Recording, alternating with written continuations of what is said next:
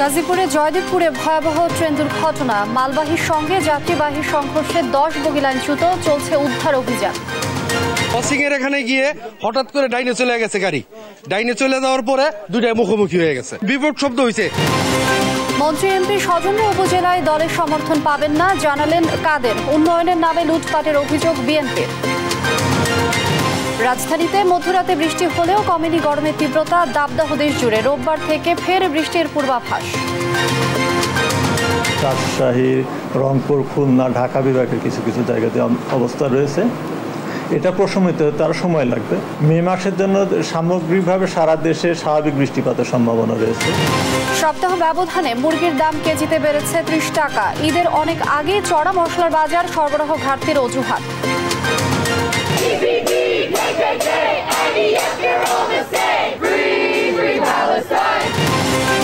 এবং গাজায় যুদ্ধ বন্ধের দাবিতে শিক্ষার্থী বিক্ষোভে উত্তাল যুক্তরাষ্ট্র, বাইডেনের হুঁশিয়ারি, পুলিশের নিন্দা এরদোয়ানের।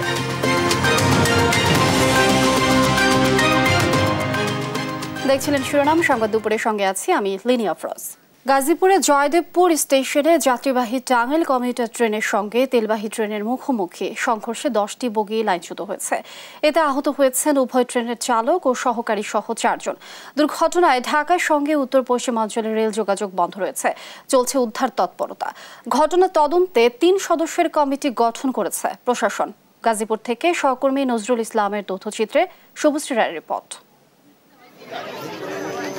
শুক্রবার বেলা 11টায় গাজীপুরের জয়দেবপুরে যাত্রীবাহী ও মালবাহী ট্রেনের মুখোমুখি সংঘর্ষ হয়। কিছু বুঝে ওঠার আগেই দুমড়ে মুচড়ে যায় যাত্রীবাহী ট্রেনের 3টি বগি। সে সঙ্গে ক্ষতিগ্রস্ত হয় তেলবাহী 3টি অয়েল ট্যাঙ্কারও। প্রত্যক্ষদর্শীরা জানান, টাঙ্গাইল কমিউটার ট্রেনটি উত্তরবঙ্গ থেকে ছেড়ে এসে গাজীপুর হয়ে ঢাকার দিকে যাচ্ছিল। ট্রেনটি জয়দেবপুর স্টেশনের আউটার সিগন্যালে পৌঁছালে ঢাকা থেকে ছেড়ে আসা তেলবাহী ট্রেনের সঙ্গে মুখোমুখি সংঘর্ষ হয়। ক্রসিং এর এখানে গিয়ে হঠাৎ করে ডাইনে চলে গেছে গাড়ি, ডাইনে চলে যাওয়ার পরে দুইটাই মুখোমুখি হয়ে গেছে, বিপদ শব্দ হয়েছে। যে যুদ্ধের আমলে যে শব্দটা হয় না, এই শব্দটা হয়েছে। তাৎক্ষণিকভাবে আহতদের উদ্ধারে নামে স্থানীয় রেল পুলিশ সহ ফায়ার সার্ভিস কর্মীরা। এ সময় 2 ট্রেনের চালক ও সহকারী সহ 4 জনকে উদ্ধার করে স্থানীয় হাসপাতালে পাঠানো হয়। তেলের গাড়িটা দাঁড়ানো ছিল, আর ওইটা ডাইরেক্ট লাইন ছিল, কিন্তু ডাইরেক্ট লাইনটা ওই ঢুকে গেছে ট্রেনের যে ড্রাইভার এবং যারা হেল্পার ছিল তাদের আহত হয়েছে, তাদেরকে হাসপাতালে পৌঁছানো হয়েছে, কিন্তু আপাতত এখানে আর কোনো আহত লোক বা নিহত লোক আপাতত নাই। আমাদের উদ্ধার কার্যক্রমে আমাদের টিম আমরা অব্যাহতভাবে সার্চ করছি। কিন্তু কি কারণে ট্রেন দুটি মুখোমুখি হলো সেই বিষয়ে জানতে জেলা প্রশাসনের 3 সদস্যের তদন্ত কমিটি গঠন করা হয়েছে। সিগন্যালিং এর কোনো ভুলের কারণে একই লাইনে আগে থেকে অবস্থানরত কোনো ট্রেন ছিল এবং আরেকটি ট্রেন খালি গাড়ি, সেটি যাওয়ার সময় ভুল সিগন্যালের কারণে একই লাইনে চলে আসছে। পুরো বিষয়টা হয়তো কোনো ভুলভ্রান্তি থেকে করতে পারে, আমরা এটা তদন্তের মাধ্যমে বের করব। দুর্ঘটনার পর থেকে ঢাকার সঙ্গে উত্তর পশ্চিমাঞ্চল রুটে ট্রেন যোগাযোগ বন্ধ রয়েছে। নিউজ ডেস্ক, দেশ টিভি। গাজীপুরে জয়দেবপুরের দুর্ঘটনাস্থল থেকে সরাসরি যুক্ত হচ্ছেন সহকর্মী নজরুল ইসলাম। নজরুল যুক্ত হচ্ছেন। নজরুল, এই বিষয়ে কি তথ্য আছে এই মুহূর্তে আপনার কাছে, সেটি জানাবেন। আর ট্রেন চলাচল স্বাভাবিক হতে আর কত সময় লাগতে পারে? আপনাকে ধন্যবাদ। আপনি যেমনটা বলছিলেন, আপনি জানেন যে সকাল 11টার দিকে কিন্তু হঠাৎ বিকট এক শব্দে কিন্তু আশপাশের এলাকা কম্পিত হয়ে পড়ে এবং মানুষ কিন্তু আতঙ্ক ছড়িয়ে পড়ে সবার মধ্যে। কিন্তু আমরা দেখেছি এখানে কিন্তু মানে আপনার তেলবাহী যে লরিটি ছিল, অর্থাৎ দাঁড়ানো অবস্থায় ছিল গাড়িটি, এর পাশেই কিন্তু টাঙ্গাইল থেকে ছেড়ে আসা যে যাত্রীবাহী একটা ট্রেন ছিল, সেই ট্রেন এসে কিন্তু সংঘর্ষ বাঁধিয়ে দেয়। এখানে কিন্তু সংঘর্ষের সাথে সাথে কিন্তু আপনার চালক সহ কিন্তু আমরা 4 জনকে উদ্ধার করতে দেখেছি। যে এখানকে স্থানীয় লোকজন উদ্ধার করে কিন্তু তাদেরকে পাশেই যে বঙ্গ তাজউদ্দিন হাসপাতাল রয়েছেন, সেই হাসপাতালে কিন্তু ভর্তি করা হয়েছে। এবং আমরা দেখেছি যে এখানে কিন্তু আপনার তেলবাহী যে লরি রয়েছে, সেই তেলবাহী লরি কিন্তু এখানে আপনার রাস্তা থেকে লাইনচ্যুত হয়ে পড়ে এবং যাত্রীবাহী বগি এবং আপনার তেলবাহী লরি দুইটাই মিলে কিন্তু এখানে প্রায় 10টি বগির মতো লাইনচ্যুত হয়ে রয়েছে এবং লাইন থেকে সরে গেছে সেগুলো। তো এই ব্যাপারে কিন্তু আমরা জেলা প্রশাসক মহোদয় কিন্তু এখানে আসছেন এবং সার্বিক খোঁজ খবর নিচ্ছেন। আমরা একটু দেখাতে চেষ্টা করছি যে এখানে কিন্তু আপনার যে কি ভুলের কারণে সেটা হলো একই সিগন্যালে কেন 2 গাড়ি উঠে গেল, এগুলো নিয়ে কিন্তু এই বিষয়গুলো নিয়ে কিন্তু জেলা প্রশাসন নজরদারিতে রেখেছেন এবং কার ভুল ত্রুটি ছিল কিনা সেই বিষয়গুলো কিন্তু দেখভাল করছেন এবং দেখছেন। তো এই ব্যাপারে কিন্তু আপনারা জানেন যে 3 সদস্যের একটি তদন্ত কমিটি করা হয়েছে, সেই কমিটির করবে এবং আমরা যেটা জানতে পেরেছি যে এখন কিন্তু আপনার উদ্ধারকারী যে রেল সেটা কিন্তু আপনারা আসছেন এবং সেটাই আসার পরে কিন্তু উদ্ধারের যে তৎপরতা বা কাজ সেটা কিন্তু শুরু করবেন। তো এমনটাই কিন্তু জানিয়েছেন জেলা প্রশাসক। তো আমরা যেখানটায় আছি রেলওয়ে, এখানে কিন্তু আপনারা জানেন যে দুমড়ে মুচড়ে গেছে, অর্থাৎ এখানে কিন্তু 4 জন আহত অবস্থায় মুমূর্ষু অবস্থায় কিন্তু 4 জনকে উদ্ধার করেছে, 2 জন চালক এবং 1 জন চালক, 1 জন সহকারী, এবং সব মিলে দুর্ঘটনায় কিন্তু আপনার 4 জনের গুরুতর আহত হয়েছে। আহতদের কিন্তু আপনারা জানেন যে পাশেই তাজউদ্দিন আহমেদ মেডিকেল কলেজ হাসপাতাল, সেখানে কিন্তু তাদেরকে ভর্তি করা হয়েছে। তো আমরা যেটা জানতে পেরেছি যে দুর্ঘটনার কারণ এবং একই কারণে আপনারা জানেন যে দুর্ঘটনা যে ঘটনা ঘটেছে এটা কিন্তু আপনার 2টি লরি থেকে কিন্তু এখন তেল বের হচ্ছে এবং তেল পড়ছেন, সেটা কিন্তু লিকেজ হয়ে গেছে, 2টি বগি লিকেজ হয়ে গেছে এবং আমরা ফায়ার সার্ভিসও দেখেছি এবং আইন শৃঙ্খলা বাহিনীকে দেখেছি কিন্তু এই নিরাপত্তার বলয় কিন্তু তৈরি করে রেখেছেন আশপাশের সম্পূর্ণ এলাকা। এখানে আগুন থেকে যেহেতু তেলবাহী লরি দুর্ঘটনার কবলে শিকার হয়েছেন, এই কারণে তারা চাচ্ছেন না যে রেলের পাশে কেউ থাকুক এবং রেল থেকে কিন্তু সবাইকে সরিয়ে দিচ্ছেন। এবং আমরা দেখেছি যে আইন শৃঙ্খলা, র্যাব এবং বিজিপি সহ সব ধরনের যে বাহিনীগুলো রয়েছে তারা কিন্তু এখানে অবস্থান করতেছেন এবং রেল লাইনের ধারে কাছে কিন্তু কাউকে ভিড়তে দিচ্ছেন না, এইরকমটাই কিন্তু জানিয়েছেন, এইরকমটাই কিন্তু আমরা জানতে পেরেছি। তো এখানে কিন্তু যে কমিটি করেছে, 3 সদস্যের যে কমিটি করেছে, সেই কমিটির রিপোর্ট পাওয়ার পর কিন্তু আমরা জানতে পারবো যে ঘটনাটা কি হয়েছিল এবং জেলা প্রশাসক মহোদয় কিন্তু সেই ব্যাপারে কিন্তু ব্রিফ করবেন। তো আমরা জানেন যে এখন কিন্তু এই জায়গায় কিন্তু আপনার ট্রেন চলাচল স্বাভাবিক রাখার কিন্তু ব্যবস্থা ইতিমধ্যেই টঙ্গী থেকে যে আপনার টঙ্গী পর্যন্ত এসছে, আমরা শুনেছি রিলিফ যে ট্রেনটি আছে, উদ্ধারকারী যে ট্রেন, সেটা কিন্তু রওনা দিয়েছেন। তো রওনা দিলেই কিন্তু এখানে যে উদ্ধার কাজ সেটা কিন্তু শুরু হবে। উদ্ধার কাজ শুরু হওয়ার সাথে সাথে কিন্তু আপনার ট্রেনের যে লাইনচ্যুত হয়েছিল সেটা কিন্তু উদ্ধার করেই কিন্তু ট্রেন চলাচল স্বাভাবিক হবে, এমনটাই কিন্তু জানিয়েছেন। তবে আমরা দেখেছি যে এখানে কিন্তু দুর্ঘটনার পর দুমড়ে মুচড়ে গেছে আপনার বেশ কয়েকটি বগি, অর্থাৎ যাত্রীবাহী বগি যেটা ছিল সেটা টাঙ্গাইল থেকে ছেড়ে আসা যেই যাত্রীবাহী আপনার যে ট্রেনটি ছিল সেটার মধ্যে কোনো যাত্রী না থাকায় বড় ধরনের দুর্ঘটনা থেকে কিন্তু রক্ষা পেল, এমনটাই কিন্তু জানিয়েছেন জেলা প্রশাসক। যে আজকে কিন্তু যদি যাত্রী থাকতো সেটার মধ্যে কিন্তু বড় ধরনের দুর্ঘটনাই হতো, এমনটাই জানিয়েছেন। আপনি জানেন যে এখানে কিন্তু এই দুর্ঘটনার ফলে কিন্তু আশপাশের লোক কিন্তু ছুটে এসেছেন এবং ছুটে আসার পর কিন্তু উদ্ধার তৎপরতা চালিয়েছেন এবং আমরা এখন কিন্তু রেল লাইনে কাউকে দাঁড়াতে দিচ্ছে না এবং আশপাশের এলাকা কিন্তু পুলিশ, র্যাব এবং সব বিজিপি সহ সব ধরনের আইন শৃঙ্খলা বাহিনী কিন্তু ঘিরে রেখেছে। অর্থাৎ এখানে কিন্তু তেল যেভাবে নির্গত হচ্ছে, তেল যেভাবে 2টি ট্যাঙ্কি থেকে লিকেজ হয়ে কিন্তু তেল মাটিতে পড়ছে, দুর্ঘটনা যাতে ভর না হয় এবং দুর্ঘটনা যাতে ছড়িয়ে না পড়ে এর জন্য কিন্তু তারা ওই জায়গাটাও কিন্তু ঘিরে রেখেছেন। অর্থাৎ 2টি বগি যে তেলবাহী যে 2টি কন্টেনার রয়েছে সেই কন্টেনার থেকে কিন্তু নির্গত হচ্ছে তেল এবং যাতে তেল কোথাও ছড়িয়ে না যায় এবং কাউকে কিন্তু এই জায়গাটার মধ্যে প্রবেশ করতে দিচ্ছে না। এভাবেই কিন্তু গাজীপুরের সব জায়গায় কিন্তু আপনার এভাবেই কিন্তু রয়েছে। আমরা দেখেছি যে আশপাশে কিন্তু তেল ছড়িয়ে মানে সব জায়গায় মাটিতে পড়তেছে তেল, এইরকমটা কিন্তু দেখেছি। টাঙ্কি থেকে লিকেজ হয়েছে। আপনারা জানেন একই লাইনে 2টি গাড়ি কিভাবে দাঁড়ানো থাকা অবস্থা, অর্থাৎ তেলের যে লরিটা ছিল সেটা কিন্তু দাঁড়ানো অবস্থায় ছিল, দাঁড়ানো অবস্থায় থাকা অবস্থায় কিভাবে সে লরিটি এখানে আসলো এবং এসে দাঁড়ানো অবস্থায় কিভাবে সে সিগন্যাল দিল। তো আমরা যেটা জানতে পেরেছি যে সিগন্যালের সমস্যার কারণে কিন্তু আপনার দুর্ঘটনাটি ঘটেছে। তো এখানে সিগন্যাল যদি ঠিক মতন জেলা প্রশাসক বলছেন যে ত্রুটি কি আছে সেটা দেখবেন, ওনারা দেখে বের করবেন এবং তদন্ত কমিটি যেটা করেছেন সেই তদন্ত কমিটি রিপোর্টের পরেই কিন্তু আমরা মূল যে কারণটা সেটা কিন্তু আমরা জানতে পারবো। তো এইভাবেই কিন্তু যেখানটায় আমরা রয়েছি এখানে কিন্তু আপনারা জানেন যে দুর্ঘটনা যে দুর্ঘটনা ঘটছে এর আশপাশে কিন্তু আমরা তেলে একদম জায়গা কিন্তু আপনার যদি দেখাতে চাই আমি তেল কিন্তু ছড়িয়ে ছিটিয়ে রয়েছে এবং টাঙ্কি দিয়ে যাতে এটা না ভিড়তে পারে এবং ফায়ার সার্ভিসও কিন্তু সজাগ দৃষ্টি রেখেছেন। ফায়ার সার্ভিস কর্তৃপক্ষ কিন্তু এখানে আপনার দেখভাল করছেন এবং আপনারা জানেন যে এখানে কিন্তু তেল নির্গত হচ্ছে, সেটা কিন্তু তেল নির্গতটা বন্ধ করার জন্য ফায়ার সার্ভিস কিন্তু চেষ্টা করছেন এবং আমরা দেখেছি যে এখানে কিন্তু পানি সাবান দিয়েও এই ছিদ্র বন্ধ করার জন্য চেষ্টা করছেন। এবং যদি আমি দেখাতে চাই আপনাকে, এভাবেই কিন্তু ট্যাঙ্কি থেকে অর্থাৎ লরিতে তেলবাহী যে ট্রেনটি রয়েছে সেটার টাঙ্কি ছিদ্র হয়ে পড়ে এভাবেই পড়তেছে। তো আমরা এভাবেই কিন্তু গাজীপুর যে আমি যেখানটা দাঁড়িয়ে রয়েছি অর্থাৎ জয়দেবপুর রেল স্টেশনের কাজীবাড়ি এলাকায় যে দুর্ঘটনা কবলিত স্থান থেকে এই ছিল আমার কাছে সর্বশেষ।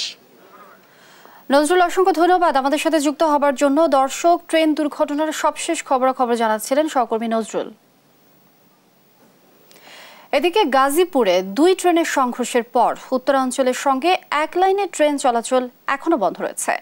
দুর্ঘটনার পর 2 ঘন্টারও বেশি সময় পর ঢাকার সঙ্গে ময়মনসিংহ উত্তরাঞ্চলের এক লাইনে ট্রেন চলাচল শুরু হয়। দুপুর 1:15টার দিকে দুর্ঘটনায় ক্ষতিগ্রস্ত 2টি লাইনের একটি ট্রেন চলাচলের জন্য স্বাভাবিক হয়। এরই মধ্যে আটকে পড়া Burimari express train Kamalapur rail station ছেড়ে গেছে। পর্যায়ক্রমে বাকিগুলো ছেড়ে যাবে।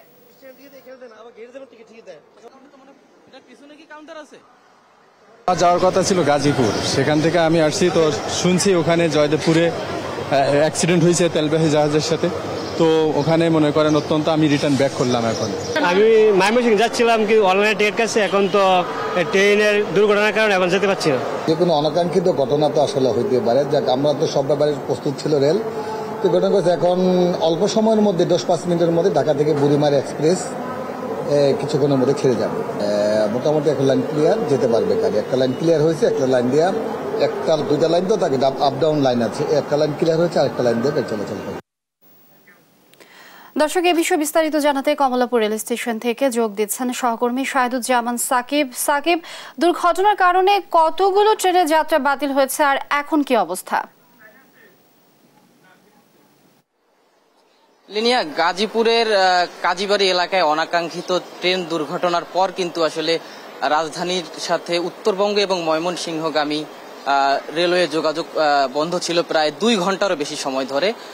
তবে একটি লাইন ক্লিয়ার করার পর কিন্তু কমলাপুর রেল স্টেশন থেকে আটকে পড়া 3টি ট্রেন কিন্তু ছেড়ে গেছে। দুপুর 1:15টার দিকে বুড়িমারি এক্সপ্রেস ট্রেনটি ছেড়ে যায়। আমরা এখানে রেলওয়ে স্টেশন মাস্টার যিনি রয়েছেন তার সঙ্গে কথা বলেছি। তিনি যেটি বলছিলেন যে আসলে গাজীপুরে রেলওয়ে দুর্ঘটনার পর কিন্তু আসলে কখন লাইন ঠিক হবে বা ট্রেন চলবে কিনা তেমন কোনো তথ্য তাদের কাছে ছিল না। এই কারণে তারা কিন্তু আসলে যারা টিকিট কেটেছিলেন অনলাইনে কিনা অফলাইনে, সে টিকিটগুলো কিন্তু আসলে ফেরত দেওয়া হচ্ছিল এবং অনেক যাত্রী কিন্তু আসলে টিকিট ফেরত দিয়ে তারা আসলে স্টেশন ত্যাগ করে চলে গিয়েছেন। এরপরেই কিন্তু আসলে কিছুক্ষণ পরে জানানো হয় যে আসলে একটি লাইন ক্লিয়ার করা হয়েছে এবং তারপরই মাইকে ঘোষণা করা হয় যে ট্রেন আসলে স্বাভাবিকভাবেই চলবে। এরপরেই বুড়িমারি এক্সপ্রেস এবং আটকে পড়া রংপুর এক্সপ্রেস এবং ময়মনসিংহগামী একটি ট্রেন, 3টি ট্রেনই কিন্তু আসলে চলে গেছে। এখন পর্যন্ত কমলাপুর রেলওয়ে স্টেশনে আর কোনো ট্রেনের শিডিউল বিপর্যয় নাই। এখানে স্টেশন মাস্টার যেটি বলছেন যে বাকি যে ট্রেনগুলো চলার কথা ছিল তারা নির্ধারিত সময়ে আসলে ছেড়ে যাবে। লিনিয়া, আপনি জানেন যে আসলে গাজীপুরে কাজীবাড়ি এলাকায় যে ট্রেন দুর্ঘটনা, এই দুর্ঘটনার পর কিন্তু প্রায় 2 ঘন্টার বেশি সময় যে অপেক্ষমান ছিল যাত্রীদের অনেকেই চলে যাওয়ায় কিন্তু এখন তারা আবারও ট্রেন চলাচল স্বাভাবিকের খবরে আবারও রেল স্টেশনে এসেছেন, তারা ভিড় করছেন এবং ইতিমধ্যে ট্রেন চলে যাওয়ায় তারা কিন্তু অনেকেই ক্ষোভ প্রকাশ করছেন। আর আপনি জানেন যে আসলে এই রেল দুর্ঘটনার পর কিন্তু রেলওয়ে কর্তৃপক্ষ ইতিমধ্যেই 3 সদস্য বিশিষ্ট একটি তদন্ত কমিটি গঠন করেছে। এই তদন্ত কমিটি আসলে তদন্ত করে এই দুর্ঘটনার কারণ অনুসন্ধান করে ফলাফল জানাবেন। এখন পর্যন্ত কমলাপুর রেলওয়ে স্টেশন থেকে রেলের সকল যোগাযোগ স্বাভাবিক রয়েছে। একটি লাইন ক্লিয়ার করা হয়েছে যে লাইনটির মাধ্যমে ট্রেন স্বাভাবিকভাবেই চলাচল করছে। তবে ক্ষতিগ্রস্ত 2টি লাইনের আরেকটি লাইন কিন্তু এখন পর্যন্ত ঠিক করা হয়নি বা ক্লিয়ার করা হয়নি। এই ছিল রাজধানীর কমলাপুর রেলওয়ে স্টেশন থেকে আমার কাছে থাকা সর্বশেষ তথ্য। লিনিয়া। সাকিব, ধন্যবাদ আপনাকে। দর্শক, ট্রেন দুর্ঘটনার খবর জানাচ্ছিলেন সহকর্মী সাকিব। এবারে অন্য প্রসঙ্গ। উপজেলা নির্বাচনে মন্ত্রী এমপিদের যেসব স্বজন প্রার্থী হয়েছেন তাদের প্রতি আওয়ামী লীগের কোনো সমর্থন নেই বলে জানিয়েছেন দলের সাধারণ সম্পাদক ওবায়দুল কাদের। দুপুরে ধানমন্ডিতে সংবাদ সম্মেলনে তিনি বলেন, দেশের বিরোধী দল কথা সর্বস্ব, আর বিএনপি এখন নিজেরাই বিভক্ত। তৌফিক মাহমুদ মোটার রিপোর্ট। সমসাময়িক বিষয় নিয়ে আওয়ামী লীগের নিয়মিত ব্রিফিং। ধানমন্ডিতে আওয়ামী লীগ সভাপতি রাজনৈতিক কার্যালয়ে সংবাদ সম্মেলনে কথা বলেন দলের সাধারণ সম্পাদক ওবায়দুল কাদের। উপজেলা নির্বাচন নিয়ে জানান, দায়িত্বপ্রাপ্তরা মন্ত্রী এমপি স্বজনদের নির্বাচন থেকে সরাতে কাজ করছে। উপজেলা নির্বাচনে কোনো ধরনের প্রভাব বিস্তার না করতে দলের সভাপতির নির্দেশের কথা জানান ওবায়দুল কাদের। আমার স্বজনও একজন প্রার্থী হয়েছে আমার নিজের উপজেলা, তো সেখানে প্রশ্নটা হচ্ছে আমার এই প্রার্থীটার পেছনে সমর্থন আছে কিনা, সম্মতি আছে কিনা, আমি তার পক্ষে প্রশাসন বা নির্বাচনকে প্রভাবিত করার চেষ্টা করছে কিনা সরেজমিনে, সেটাই উপলব্ধি করার বিষয়। বিএনপিকে উদ্দেশ্য করে আওয়ামী লীগ সাধারণ সম্পাদক বলেন, তারা নিজেরাই বিভক্ত। সরকারকে যারা চাপে রাখতে চেয়েছিল তারাই এখন চাপে আছে। সারা দেশে যে অবস্থার সৃষ্টি করেছে তাতে তাদের নেতিবাচক রাজনীতি সম্পর্কে জনমনে অনীহা সৃষ্টি হয়েছে। জনগণের সম্পৃক্ততা ছাড়া যে যেটাই বলুন, আন্দোলন কোনোদিন সফল হতে পারে না। বিএনপি নিজেরাই এখন বিভক্ত, তাদের দলের বহুদিন ধরে কাউন্সিল নেই, তাদের ঘরোয়া রাজনীতি বলতে গেলে ঝিমিয়ে পড়েছে। বিএনপি নেতা কর্মীরা নেতাদের উপর হতাশ হয়ে এখন ঝিমিয়ে পড়েছে বলে মন্তব্য করেন ওবায়দুল কাদের। তৌফিক মাহমুদ মুন্না, দেশ টিভি, ঢাকা। বিরোধী দলকে দমনের পাশাপাশি ব্যবসা ও জমি জমাও আওয়ামী লীগ দলীয় লোকেরা দখল করে নিচ্ছে বলে অভিযোগ করেছেন বিএনপির সিনিয়র যুগ্ম মহাসচিব রুহুল কবির রিজভী। সকালে রাজধানীর উত্তরায় ঢাকা মহানগর উত্তর বিএনপি আয়োজিত পথচারীদের মাঝে খাবার, পানি ও স্যালাইন বিতরণ কর্মসূচিতে একথা বলেন তিনি সরকারকে জনগণের দায়িত্ব জনগণের হাতে ছেড়ে দেওয়ারও আহ্বান জানান। বলেন, লুটেরা ও ভূমিদস্যুদের কারণে বর্তমানে দেশের আবহাওয়ার এ অবস্থা। ওই লুটেরাদের সরকার, ওই বাজার সিন্ডিকেটদের সরকার, ওই ব্যাংক লোপাটকারীদের সরকার এবং যারা হাজার হাজার কোটি টাকা লুট করে বিদেশ পাঠিয়ে ঋণ খেলাপি হয়েছেন, সেই বড় বড় ঋণ খেলাপিদের প্রতিনিধি হচ্ছেন শেখ হাসিনা। আর গরিব মানুষ আলু চাষ, টমেটো চাষ, ওই ইরি ধান, বোরো ধান চাষের জন্য 5,000 টাকা কৃষি ঋণ নেয়, তার সুদ মওকুফ হয় না। সাধারণ রোগীদের মতো 10 টাকা দিয়ে টিকিট কেটে রাজধানীর জাতীয় চক্ষু বিজ্ঞান ইনস্টিটিউট ও হাসপাতালে চিকিৎসা নিয়েছেন প্রধানমন্ত্রী শেখ হাসিনা।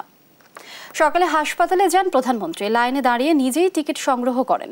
এরপর বিশেষজ্ঞ চিকিৎসক দিয়ে নিজের চোখ পরীক্ষা করেন সরকার প্রধান। এই সময় প্রধানমন্ত্রীর সাবেক স্বাস্থ্য উপদেষ্টা ডাক্তার সৈয়দ মোদাস্সের আলী, জাতীয় চক্ষু বিজ্ঞান ইনস্টিটিউট ও হাসপাতালের পরিচালক অধ্যাপক ডাক্তার গোলাম মোস্তফা ও বঙ্গবন্ধু শেখ মুজিব মেডিকেল বিশ্ববিদ্যালয়ের উপাচার্য ও চক্ষু রোগ বিশেষজ্ঞ অধ্যাপক ডাক্তার দীন মোহাম্মদ নুরুল হক সঙ্গে ছিলেন।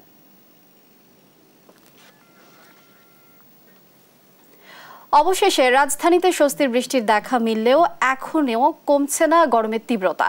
এমন তথ্য দিয়ে আবহাওয়া অফিস জানিয়েছে, রোববার আবারও বৃষ্টি হবে। আর মে মাসে সারা দেশে বৃষ্টির সম্ভাবনা রয়েছে। সেই সঙ্গে কিছু জায়গায় শিলাবৃষ্টি সহ হতে পারে কালবৈশাখী ঝড়ও।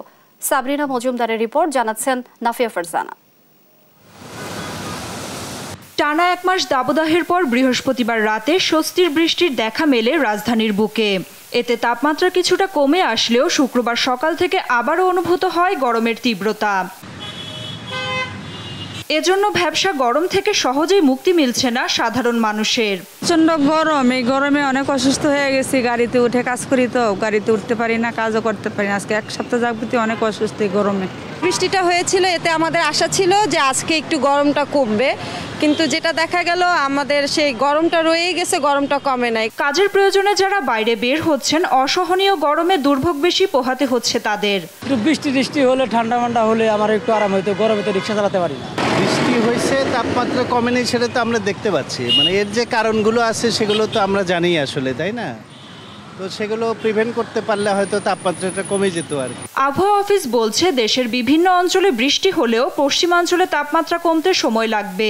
দেশের পশ্চিমাঞ্চলের যে অবস্থা আছে, অর্থাৎ রাজশাহী, রংপুর, খুলনা, ঢাকা বিভাগের কিছু কিছু জায়গাতে অবস্থা রয়েছে, এটা প্রশমিত হতে আরও সময় লাগবে। অর্থাৎ 6 তারিখের আগে ওইভাবে প্রশমিত হবে না দেশের পশ্চিমাঞ্চলের তাপমাত্রা আছে। মে মাসে সারা দেশে বৃষ্টির সম্ভাবনা রয়েছে, সেই সঙ্গে কিছু জায়গায় শিলাবৃষ্টি সহ ঘূর্ণিঝড়ও হতে পারে। মে মাসের জন্য সামগ্রিকভাবে সারা দেশে স্বাভাবিক বৃষ্টিপাতের সম্ভাবনা রয়েছে এবং এই মাসে 3 থেকে 5টি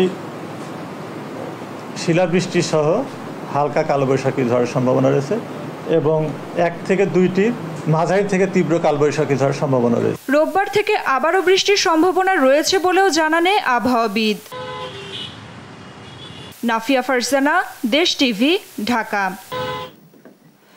স্বস্তির খবর নেই নিত্যপণ্যের বাজারে। হাতে গোনা কয়েকটি পণ্যের দাম স্বাভাবিক থাকলেও আগের বর্ধিত দামেই বিক্রি হচ্ছে বেশিরভাগ। দাম কমার খবর নেই মাছ, মাংস, মশলার। ফজলে আদিত্যকে সঙ্গে নিয়ে বিস্তারিত জানাচ্ছেন মাহমুদ হাসান।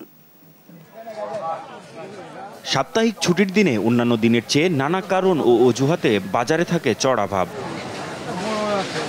দাবদাহের সাথে নিত্যপণ্যের চড়া দামে বাজারে অস্বস্তি বেড়েছে আরও। এ নিয়ে ক্ষোভের সীমা নেই সাধারণ ভোক্তাদের। রমজান মাসে যেটা ছিল সেটাতে মোটামুটি ছিল, কিন্তু এখন মনে হচ্ছে থেকে বেশি। ব্যবসায়ীরা বেশি দামে আনে, বেশি দামে বিক্রি করে, আমরা যারা ভোক্তা আমাদের তো আরো ইনকাম আয় সোর্স বাড়ে নাই, তা আমাদের খুব কষ্ট হচ্ছে। বাজার ঘুরে দেখা যায় মুরগি প্রকারভেদে কেজিতে 20 থেকে 30 টাকা বেড়ে বিক্রি হচ্ছে। তবে কিছুটা কমেছে ডিমের দাম, বিক্রি হচ্ছে 120 টাকা ডজন দরে। আমাদের কাছে অনেকটা বেশি।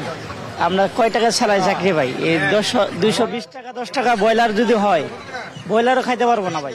দিন দিন তো জিনিসপত্রের দাম বাড়তে আছে, তাহলে বুঝতে পারেন আমাদের কি অবস্থা। গত সপ্তাহে যে মুরগি রেখেছি 330 টাকা, সেটা আজকে 390 টাকা দিয়ে কিনলাম। এই সপ্তাহে 120 টাকা আছে, তবে বাড়ার সম্ভাবনা আছে। খরচ বাড়লে যে কোনো মালের দাম এমনি একটু বাড়ে। পেঁয়াজ ও রসুনের বাজারেও নেই স্বস্তির খবর। প্রকারভেদে 20 টাকা বেড়ে রসুন বিক্রি হচ্ছে 160 থেকে 200 টাকা, আর পেঁয়াজ 70 থেকে 80 টাকা। পেঁয়াজের দাম হয়ে গেছে 70 টাকা কেজি। পেঁয়াজ কিন্তু 70 টাকা ছিল না, তখন আরেকটু কমই ছিল। এখন যদি মনে করেন 40-50-এ নেমে আসতে তাহলে বেশি ভালো হতো। প্রত্যেকটা 20 টাকা বাড়ছে, আদায় 10 টাকা বাড়ছে, ইন্ডিয়ান রসুনও 10 টাকা বাড়ছে, আর পেঁয়াজ আপনার 10 টাকা বাড়ছে। 3 দিনের ব্যবধানে বাড়ছে 10 টাকা। ঈদুল আজহা সামনে রেখে বাড়তে শুরু করেছে সব ধরনের মশলার বাজার। মশলা পণ্য এলাচ প্রকারভেদে কেজিতে 1000 টাকা বেড়ে বিক্রি হচ্ছে প্রায় 4000 টাকায়, আর জিরা বিক্রি হচ্ছে 600 থেকে 800 টাকায়। যে এলাচ ছিল রমজানের আগে 1800 টাকা বা 2000 টাকা কেজি, সেই এলাচ এখন আমাদের বিক্রি করতে হয় 3300-3400 টাকা প্রতি কেজি বিক্রি করতে হয়। মোটামুটি মুদি, ডাল, চাল, চিনি এগুলা কমে আছে, এগুলা কোনো বাড়ে না, আরো বরঞ্চ 5 টাকা 10 টাকা করে কমতেছে। বিশেষ করে মশলাগুলোর দাম বাড়তেছে। তবে কিছুটা স্বস্তির খবর সবজির বাজারে। সপ্তাহ ব্যবধানে দামে খুব একটা পরিবর্তন আসেনি। মাহমুদ হাসান, দেশ টিভি, ঢাকা। সংবাদ দুপুরে আরো থাকছে। রাজধানীতে অস্বাস্থ্যকর পরিবেশে উৎপাদন হচ্ছে জারের পানি। বিষাক্ত ব্যাকটেরিয়া উপস্থিতি বাড়াচ্ছে স্বাস্থ্য ঝুঁকি।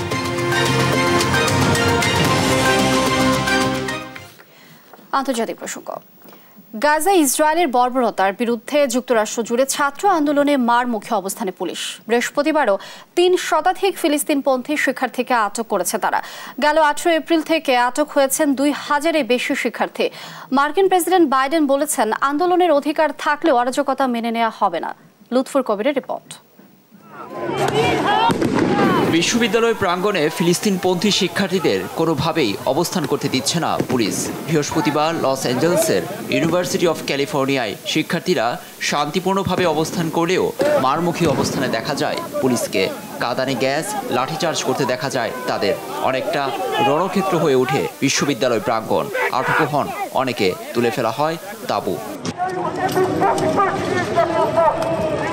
ঐতিহাসিক এই ক্যাম্পাসে ছাত্র আন্দোলন এক প্রকার বিধিনিষেধ দিয়েছে পুলিশ। পোর্টল্যান্ড স্টেট ইউনিভার্সিটিতে একই অবস্থানে দেখা গেছে পুলিশকে। বিশ্ববিদ্যালয়ের প্রবেশমুখে শিক্ষার্থী এবং পুলিশের সদস্যদের মুখোমুখি অবস্থানে দেখা গেছে। এক পর্যায়ে লাইব্রেরিতে ঢুকে পড়ে পুলিশ, সেখান থেকে শিক্ষার্থীদের জোর করে বের করে দেওয়া হয়। কলম্বিয়া বিশ্ববিদ্যালয় থেকে আন্দোলনের সূত্রপাত হলেও এখন যুক্তরাষ্ট্রের অধিকাংশ ক্যাম্পাসেই তা ছড়িয়ে পড়েছে। শিক্ষার্থীদের দাবি, গাজায় গণহত্যা বন্ধে যুক্তরাষ্ট্রের সরকার ইসরায়েলকে যে পরিমাণ তহবিল দিচ্ছে তা বন্ধ করতে হবে। একই সঙ্গে ফিলিস্তিনিদের বিরুদ্ধে স্থায়ী যুদ্ধবিরতিরও দাবি তাদের। গেল 18 এপ্রিল থেকে আটক হয়েছেন 2000-এর বেশি শিক্ষার্থী।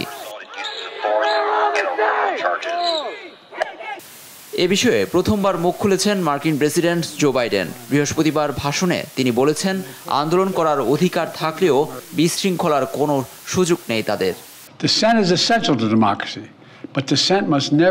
অন্যের অধিকার নষ্ট করে এমন কিছু মেনে নেব না। বিশৃঙ্খলা করে অন্য শিক্ষার্থীদের পড়াশোনা ক্ষতিগ্রস্ত করা যাবে না। প্রতিবাদ করার অধিকার আছে, কিন্তু অরাজকতার অধিকার নেই তাদের। ক্যাম্পাসে ইহুদি বিদ্বেষ বা ইহুদি শিক্ষার্থীদের বিরুদ্ধে সহিংসতার জায়গা নেই। প্রেসিডেন্ট হিসেবে আমি সবসময় আইন এবং সংবিধানের পক্ষে থাকব।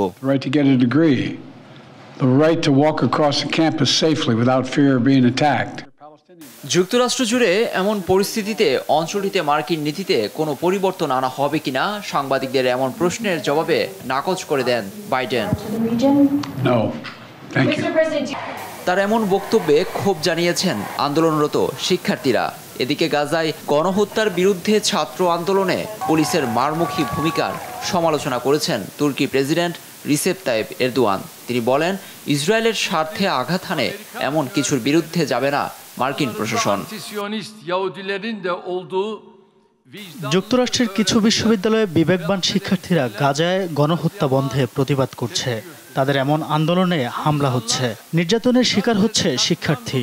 ইসরায়েলের স্বার্থে যা আঘাত হানে তা পশ্চিমাদের কাছে গণতন্ত্র ও ইহুদি বিরোধী। গাজায় বর্বরতা বন্ধে শুরু থেকেই প্রতিবাদ জানিয়ে আসছেন এরদোয়ান। এখন যুক্তরাষ্ট্রের ছাত্র আন্দোলনের পক্ষেও অবস্থান নিলেন তিনি। লুৎফর কবির, নিউজ ডেস্ক, দেশ টিভি। দেখছেন সংবাদ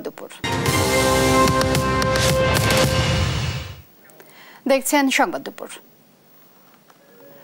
রাজধানীর বিভিন্ন এলাকায় যত্রতত্র গড়ে উঠেছে জারের পানি উৎপাদনের প্রতিষ্ঠান। বিএসটিআই এর অনুমোদন ছাড়াই দিব্যি চলছে জমজমাট ব্যবসা। দেশ টিভির অনুসন্ধানে দেখা যায়, নোংরা পরিবেশে পানি জারজাত হয়ে যাচ্ছে ভোক্তার হাতে। তীব্র গরমে নিরাপদ ভেবে এই জারের পানি পান করায় তৈরি হচ্ছে মারাত্মক স্বাস্থ্য ঝুঁকি। শাহাদাত নিশাদের বিশেষ রিপোর্ট। রাজধানীর বিভিন্ন চায়ের দোকানে দেখা মিলে এমন পানির জার, যেখানে পথচারী কিংবা দোকানের কাস্টমাররা পানি পান করেন না, এমন মানুষ পাওয়া দুষ্কর। তীব্র গরমে হাঁসফাঁস অবস্থা নগরবাসী, ফলে বাসাবাড়িতেও বাড়ছে এর ব্যবহার। নিরাপদ ভেবে যে পানি পান করছেন, কিভাবে বোতলজাত করা হয় সে পানি, সে চিত্র দেখাতে দেশ টিভি টিম রাজধানীর মেরুল বাড্ডায়। বাইরে এর যতটাই চাকচিক্য, ভেতরে একেবারে ভিন্ন চিত্র। মোটরের মাধ্যমে সরাসরি পানি তোলা হচ্ছে ট্যাঙ্কে, যেখান থেকেই সরাসরি জারে। নেই কোনো স্বাস্থ্যকর পরিবেশের বালাই, হাতে নেই গ্লাভস, ফ্লোরে ময়লা, এর মধ্যে পানি ভরা হচ্ছে জারে। পরিষ্কারের নেই কোনো বালাই। এমন নোংরা পরিবেশে এভাবেই প্রতিদিন এই কারখানা থেকে বোতলজাত করা হয় কয়েক হাজার পানির বোতল, যা ছড়িয়ে যাচ্ছে রাজধানীতে। গ্লাস ওই সাইডে আছে, ওই সাইডে আছে গ্লাস লাগাইনি, অল্প একটু আগে খুলছি। না, সবই আছে, হয়তো ছেলেরা এখন কিন্তু পানির সার্ভিস দিচ্ছে না। আপনারা আসছেন দেখে আপনাদের ভরে দেখাইল। এই কারখানায় পানি বিশুদ্ধকরণ ল্যাব থাকলেও রুমটি দেখে বোঝা যায় কয়েক বছরের মধ্যে এটি খোলা হয়নি। একই সাথে এই বোতলগুলো ব্যবহারের নির্দিষ্ট মেয়াদ থাকলেও এগুলো ব্যবহার হচ্ছে দিনের পর দিন। তীব্র গরমে তৃষ্ণা মেটাতে বাসাবাড়ি কিংবা দোকানপাটে ব্যবহৃত হচ্ছে এই জারে ব্যবহৃত পানি। কিন্তু আপনি জানেন কি, এই জারে ব্যবহৃত পানি কতটা হুমকির মুখে ফেলছে আপনার স্বাস্থ্যকে?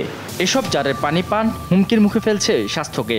বিএআরসির গবেষণা তথ্য মতে, জারের পানিতে থাকে বিভিন্ন রোগ সৃষ্টিকারী ব্যাকটেরিয়া ও ইকোলি, যা ক্যান্সার থেকে শুরু করে আস্তে আস্তে শরীরের রোগ প্রতিরোধ ক্ষমতাই নষ্ট করে দেয়। এমতো অবস্থায় স্বাস্থ্য বিশেষজ্ঞদের পরামর্শ জারের পানি পান না করার। ওই জারগুলোকে যথাযথভাবে পরিষ্কার করা হয় না এবং যে প্রক্রিয়া পানিটি তোলা হয় সেটি নিরাপদ বলে প্রমাণিত এমনটি আমরা কখনো দেখিনি।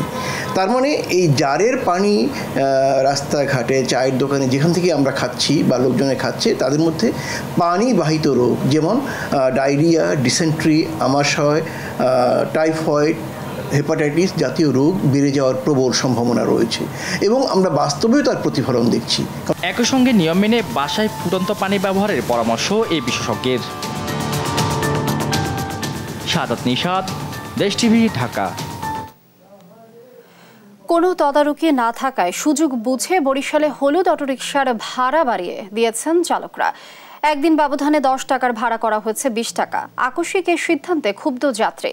শাহিন সুমনের তোলা ছবিতে শফিক মুন্সির রিপোর্ট। বরিশাল নগরীতে পহেলা মে বিকেল থেকে হঠাৎ কয়েকটি রুটে বেড়ে যায় অটোরিকশার ভাড়া। নগরীর নতুল্লাবাদ থেকে লঞ্চঘাট পর্যন্ত ভাড়া 15 টাকা হলেও এখন আদায় করা হচ্ছে 20 টাকা। রূপাতলী পর্যন্ত 10 টাকার ভাড়া গুনতে হচ্ছে 20 টাকা।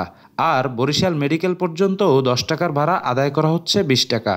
এমনকি সর্বনিম্ন ভাড়া 5 টাকার পরিবর্তে যাত্রীদের থেকে আদায় করা হচ্ছে 10 টাকা। এমন আকস্মিক ভাড়া নৈরাজ্যে হতবাক যাত্রীরা, ঝাড়লেন ক্ষোভ। অটোওয়ালারা যে হুটহাট এভাবে ভাড়া বাড়িয়ে দিল তা আমরা জানি না, কেন বাড়ালো, কি কারণে বাড়ালো তাও জানি না। চলতে ফিরতে সমস্যা, আপনাদের এমনি তো দ্রব্যমূল্যের দাম বাড়তে, এখন যদি আবার অটো বাড়ায় তাহলে তো জীবনে আমাদের চলতে আরও সমস্যা হয়ে যাবে। তবে অটোরিকশা চালকরা বলছেন বৈদ্যুতিক চার্জ ও দৈনিক জমার পরিমাণ বাড়ায় বৃদ্ধি করতে হচ্ছে ভাড়া। জমা খরচা বেশি, চার্জের বিল তো 10 টাকা করে, মানে 200 টাকা করে নেয়, 80 টাকা দিয়ে 200 টাকা। তা বাড়ছে না আমাকে চার্জের বিল, কিন্তু আমাকে তো রাস্তায় তো এইভাবে মনে করেন 5 টাকার ভাড়া 5 টাকাই দেয়। আগে অটো ভাড়া ছিল 550-600 টাকা, আর এখন জমা হয়েছে 700 টাকা। এই অবস্থায় চলতে আছি। প্যাসেঞ্জারকে বলি যে ভাই রূপতলী গেলে আমাদের 15 টাকা হয় না, 20 টাকা ভাড়া দেন। সচেতন মহলের দাবি, এমন যানের ভাড়া নির্ধারণে নগর কর্তৃপক্ষের তদারকি প্রয়োজন। প্রশাসন, স্থানীয় গণ্যমান্য ব্যক্তিবর্গ, মালিক সমিতি সকলকে নিয়ে বসে একটি ভাড়া নির্ধারণ করা যায়, যাতে উভয় পক্ষই যাতে সহমত হয়ে সুন্দর পরিবেশে যেন এই যাত্রীদেরও যেন দুর্ভোগ না হয় এবং যারা অটো ড্রাইভার, শ্রমিক, মালিক তারাও যেন বেঁচে থাকতে পারে। অনেকবার চেষ্টা করেও এ বিষয়ে পাওয়া যায়নি সিটি কর্পোরেশনের বক্তব্য। তবে যাত্রীদের ভোগান্তি লাঘবে অভিযানে নেমেছে পুলিশ। সরেজমিনে এখানে চলে আসছি, আমরা চালক এবং যাত্রীদের সাথে কথা বলছি।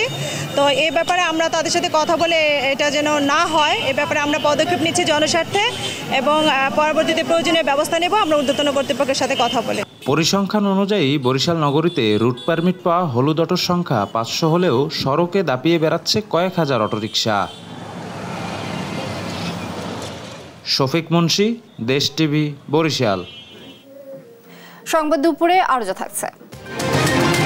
5 ম্যাচ সিরিজের প্রথম টি20তে আজ মুখোমুখি হচ্ছে জিম্বাবুয়ে বাংলাদেশ। চট্টগ্রামে সন্ধ্যা 6টায় শুরু হবে খেলা। পরিবর্তিত জলবায়ুর কারণে দেশের দক্ষিণ উপকূল সহ সর্বত্র বেড়েছে উষ্ণতা। অনেক জায়গায় যখন ব্লাস্ট রোগে নষ্ট হচ্ছে কৃষকের স্বপ্নময় সোনার ফসল, তখন আশা জাগিয়ে জলবায়ু সহিংস বাসমতি ঘরানার নতুন জাতের ধান। এবার বাম্পার ফলন হয়েছে সাতক্ষীরা সহ দক্ষিণ উপকূলে। সাতক্ষীরা সহকর্মী শরীফুল্লাহ কায়েসের সুমনের তথ্য ছবিতে রিপোর্ট। এবার গ্রীষ্মের শুরুতেই গরমের তীব্রতা, ধান আটকে গেছে ব্লাস্টে, একই সাথে গ্রীষ্মের দাবদাহে নষ্ট হচ্ছে অন্য ফসলও। কিন্তু ব্লাস্টকে পরাজিত করে সাতক্ষীরা সহ দক্ষিণ উপকূলের খুলনা অঞ্চলে বাসমতি জাতের বিনা 25 ধান চাষে অভাবনীয় সফলতার মুখ দেখেছে কৃষক। পোলাও বিরিয়ানির জন্য আবশ্যকীয় চিকন চালের ভোক্তাদের আগ্রহ মেটাতে অসাধু ব্যবসায়ীরা মোটা কেটে চিকন বানাচ্ছে আর চালের গুণাগুণ ধ্বংস করছে। তখন কৃষকরা দুর্যোগ সহনশীল এই প্রিমিয়াম কোয়ালিটির ধান স্বল্প খরচে করতে পেরে দারুণ খুশি। ফলন ভালো, পাশাপাশি উৎপাদন ভালো, অন্য অন্য ধানের চাইতে এখানে 3 থেকে 4 মণ প্রতি বিঘাতে বেশি। সহজে হেলে না পড়াতে ধানের ফলন ভালো এবং অন্য জাতের থেকে বালটাও বেশি লম্বা হয়। 500 হেক্টর জমিতে কৃষকরা পাচ্ছেন 3750 টন ধান, যার বাজার মূল্য 26 কোটি 25 লক্ষ টাকা। বাসমতি ঘরানার বিনা 25 ধান চিকন চালের জন্য সরকারের বিদেশ নির্ভরতা কমিয়ে আনবে বলে মনে করেন মাঠের কৃষকরা। বিঘা প্রতি মাত্র 9000 টাকা খরচ করে 25 থেকে 30 মণ ধান পেয়ে কৃষকরা হয়েছেন লাভবান। দেখতে এত সুন্দর লম্বা চিকন ধান, এবং আমরা মনে করি বাসমতির পাশাপাশি চলবে। আগে যে ফলন ছিল তার থেকে এবার ফলনটা অনেক বেশি ভালো হয়েছে। বিনা সাতক্ষীরা উপকেন্দ্রের ইনচার্জ বলেন, কৃষকরা মূল্যবান এ জাতের ধানের বীজও সংরক্ষণ করছেন। কৃষক খুবই আনন্দিত, উচ্ছ্বসিত এবং তাদের মধ্যে একটা আলোড়ন সৃষ্টি হয়েছে। তারা আগামী বছর এইটা চাষাবাদে খুবই আগ্রহ প্রকাশ করতেছে এবং কৃষকের কাছ থেকে বীজ সংগ্রহ করার জন্য চেষ্টা করতেছে। দীর্ঘ লম্বা এ জাতের ধান চাষ নিয়ে সন্তোষ প্রকাশ করেন বিশেষজ্ঞরা। এটা ধানেও যেমন লম্বা, চালেও তেমন লম্বা। এটার ভাত কেমন হয়, ঝরঝরে হয় এবং খেতে খুবই সুস্বাদু। এরপরে যেটা, এটা চাষাবাদ করতে খুবই কম টাকা লাগে। এবার খুলনা অঞ্চলে 500 হেক্টর জমিতে চাষাবাদ হয়েছে এ বিনা 25 ধান। সামনের বোরো মৌসুমে এর পরিমাণ ছাড়িয়ে যেতে পারে দ্বিগুণ। নিউজ ডেস্ক, দেশ টিভি। দেখছেন সংবাদ